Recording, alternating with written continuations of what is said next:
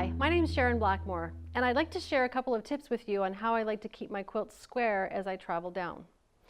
One of the things I like to do on the sides of the quilt, and this is super important, is to make sure that you are easing in any fullness that there might be on the sides of the quilt in the border section in every single pass that you take. You don't want to wait till you get to the bottom of the quilt and have to deal with a whole bunch of extra fullness down there. So one of the things that I do when I advance my quilt and I'm ready to quilt my next row is definitely you want to smooth it nicely out with your hands, and I do float my top, so the top will be just kind of hanging down off the top of this belly bar. Smooth it all out nice and straight, and I try to line up either a row of a sashing or a row of blocks so that I can get a visual down the belly bar that is nice and straight, and make sure that's straight as you travel out to the edge of the quilt where the border is. If there's any extra fullness when this line is straight, we don't want to paw that down so that it forces it downwards, because every time you do a pass and it's the closer you get to the bottom of the quilt, the more fullness you're going to have to deal with at the end. You're not going to have much space to do that. So it's ideal to deal with it on every single pass. So once you've smoothed that out with your hands, if you find there is any extra fullness, you need to deal with it right now. So instead of basting from this section here, this area here, and down in this direction, I like to baste starting here and moving my way upwards.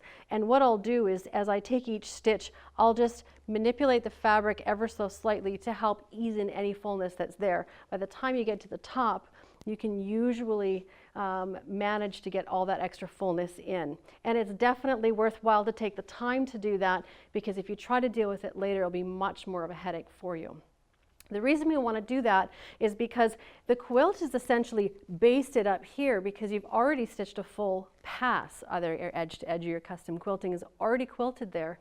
And then when the side is basted, but there's nothing basted down here, so what ends up happening is the quilt starts to shrink up this way, because we know that when we quilt, it draws the fabric in. So another thing that I like to do to prevent that pulling up is you can either use a couple of your pins, some of your basting pins, and just pop them along the front. Just make sure they're in a contrasting color to what your fabric is, so you don't accidentally stitch over them. You remember to take them out. Some people like to use a clamp that sits over the belly bar like this, as well as there are some magnets that you can get that pop onto the belly bar to help prevent that fabric in your quilt from pulling up into the center. It's definitely going to make a big difference if you pay attention to that in every pass.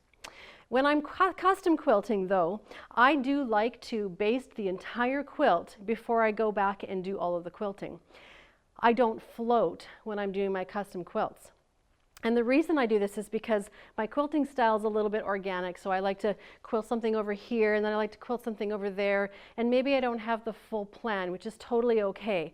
So basting the entire quilt and then going back and forth to being able to move around gives you a little bit more freedom and a little bit more design choices. And so to do that, I turn the horizontal channel lock on my machine on, and so I can move it from side to side, and with that channel lock, it's going to keep that line perfectly straight. And I'll take a stitch from the edge of the quilt, or you can start in the center depending on how square you feel each quilt is. You can take a stitch in the center and then maybe take it in the corner of a block, say the left bottom corner of a block, and then move it over to the next block and take another stitch, again in the bottom left hand corner of the block. And then continue traveling over until you've basted that whole row straight. And so you might need to manipulate the fabric a little bit in the quilt to make sure that it fits up to that horizontal stitching line, that lock that you've got on with your channel, to make sure that it stays nice and straight all the way across. One of the reasons that's helpful too is because it's easier to deal with that fullness on the inside of the quilt than it is on the outside. So if you move the fabric around a little bit, you've got a whole lot of more distance to ease in the extra fullness than you do out on the edge of the quilt. So just another tip. Then when you come back to the center, you can start in the center and work your way out to the other side. And I do this every 4 to 6 inches apart, all the way down to the bottom quilt, where I'll do a full baste along the bottom section. And then I'm free to roll it back and forth as much as I want so that I can quilt what I want when I want. I hope those little tips help you and give you a little bit more freedom and confidence in your own quilting.